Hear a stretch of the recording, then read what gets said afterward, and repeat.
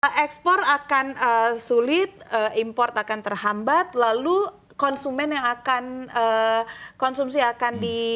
konsumen akan diberatkan dan inflasi akan tinggi. Gimana ini jadinya? Sebenarnya kan balik lagi seperti pertanyaan saya tadi. Saya sih nggak melihat ada sebuah hal yang diuntungkan, gitu. Iya, pasti inflasi sudah pasti hampir dipastikan naik ya, karena tarif impor akan lebih mahal, kemudian barang-barangnya akan lebih mahal, dan ini pasti memberatkan ke konsumen. Tapi kembali lagi tadi seperti yang saya katakan, memang ini akhirnya menjadi pilihan Trump ya, pilihan yang sederhananya bikin dunia pusing ya. Semuanya bisa kena juga gitu, bukan hanya ke negara-negara mitra utamanya ya, tetapi ke negara-negara lain yang punya hubungan dagang dengan negara-negara mitra dagang AS itu. Jadi termasuk Indonesia. Jadi kebijakan AS ini memang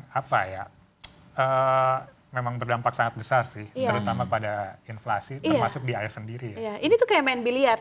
Nusuknya kemana, yang kena, yang mana-mana tuh yang ada di sekitarnya, ya kan? Nah, tadi pas off air, saya juga sempat berdiskusi sama Mas Iqbal, kalau ini juga akan berdampak ke resesi global.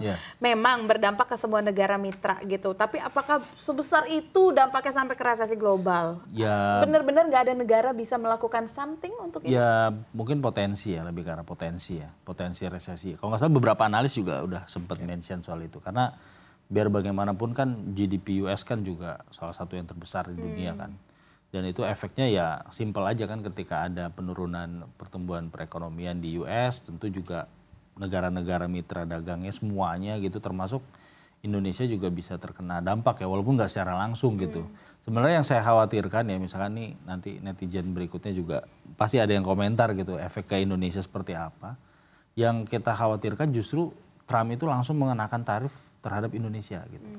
Nah, saya melihat tadi kalau dari negara-negara yang disebut, kayaknya Indonesia mungkin katakan 1 tahun ini mungkin, tapi nggak tahu juga, nggak tahu juga ya, karena kan tadi beliau mentionnya Korea Selatan tuh jelas sekali ya, apalagi Korea Selatan memang paling banyak dibantuin US untuk urusan militer lah, karena untuk menangkal pengaruh Korea Utara dan Rusia gitu ya. Terus kemudian tadi dia mention India ya, India padahal sebenarnya juga hubungannya juga baik juga gitu, tapi dia pasti, saya merasa bahwa dia akan menyisir satu persatu. Nggak tahu ya secara urutannya itu seperti apa. Jadi saya merasa khawatir juga gitu kalau misalkan nanti ada direct tarif kepada Indonesia gitu loh. Itu yang sebenarnya paling dikhawatirkan gitu. Walaupun kalau ngelihat itu ya, tadi trennya kayaknya mungkin belum akan dalam waktu dekat. Mudah-mudahan ya. Ini kita berdoa pada akhirnya mudah-mudahan sih belum akan dikenakan. Kalau Indonesia mungkin udah ketar-ketir lawan Amerika Serikat. Emang kita nggak punya bargaining power apa-apa, Mas Luki? Bargaining power pasti kita punya ya. Kita pun masih surplus juga ya dengan perdagangan dengan AS. Hanya masalahnya di sini ketika Trump menjanjikan untuk memberlakukan tarif resiprokal kepada negara yang dianggap tidak adil memberlakukan tarif, Indonesia sebenarnya bisa termasuk dalam target itu gitu, karena secara rata-rata tarif impor yang diberlakukan Indonesia ke AS itu lebih tinggi daripada yang diberlakukan AS untuk kita. Jadi di situ ada ruang ada ruang bagi ada celah bagi Trump untuk mengejar, untuk meningkatkan tarif itu. Kedua, Indonesia itu saat ini berada di posisi 15 besar negara yang menyumbang defisit ke perdagangan AS. Dan sebelum Trump naik menjadi presiden, ini sudah menjadi janji kampanye dia bahwa dia akan menerapkan tarif tambahan untuk negara yang menyumbang defisit pada negaranya. Artinya dari pernyataan Trump itu Indonesia sebenarnya sudah masuk dalam target. Hanya saja di sini apakah menjadi prioritas atau tidak, karena masih ada beberapa negara besar lain yang menyumbang defisitnya masih lebih besar daripada Indonesia. Seperti yang tadi disebutkan, ada India, Korea Selatan, ada Brasil, ada Jerman juga gitu. Tapi Jerman belum kesebut nih kayaknya. Belum, Jerman. Kita jangan kasih ide. Bahkan di situ ada Irlandia. Irlandia pun menyumbang defisit yang cukup dalam bagi AS. Jadi apakah Indonesia masuk dalam target, ini yang perlu diwaspadai. Tapi apakah Indonesia menjadi prioritas, saya rasa masih belum.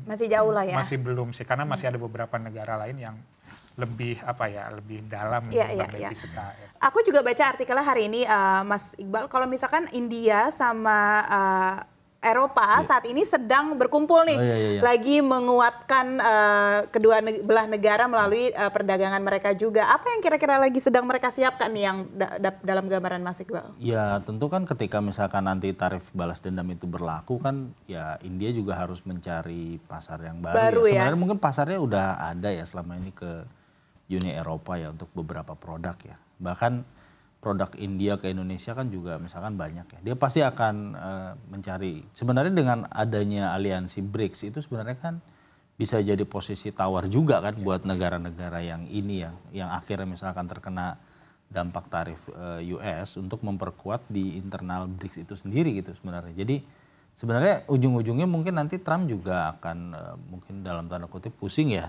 Jadi artinya kalau misalkan aliansi-aliansi yang ini solid dan ternyata malah menekan perdagangan ke US gitu. Itu yang sebenarnya itu nggak tahu ya, Trump pasti akan menurunkan tarif dan mungkin negonya juga akan berubah lagi gitu. Dan itu kan juga terbukti dari artikel yang saya baca hari ini, kepusingan itu rasanya sudah dirasakan. Hanya dengan memberikan tarif ke Kanada dan Meksiko aja sudah ada pernyataan bahwa akan ada probabilitas untuk meng-cut tarif tersebut.